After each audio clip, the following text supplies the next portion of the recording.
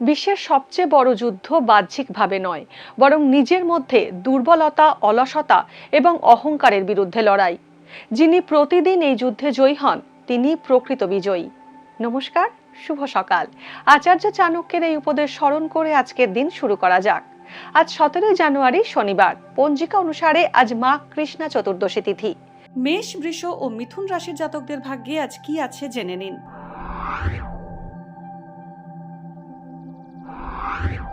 মেষ রাশির জাতকরা আজ নতুন জামা কাপড়, সুখাদ্য এবং শৌখিন দ্রব্য উপহার হিসেবে পেতে পারেন। অর্থ সঞ্চয়ের প্রবল যোগ রয়েছে। বেকাররা নতুন চাকরি পাবেন। মায়ের সঙ্গে মত পার্থক্য হতে পারে। পেটের সমস্যায় কষ্ট পেতে পারেন। ব্যবসায়ীদের আর্থিক লাভের যোগ আছে। বৃষ রাশি, আজ অতিরিক্ত দুশ্চিন্তা এবং মানসিক হতাশা গ্রাস করবে বৃষ রাশির জাতকদের। অতিরিক্ত টাকা খরচ হতে পারে। আইনি পেশার সঙ্গে যুক্ত ব্যক্তিরা আজ লাভবান হবেন। ভ্রমণের যোগ রয়েছে।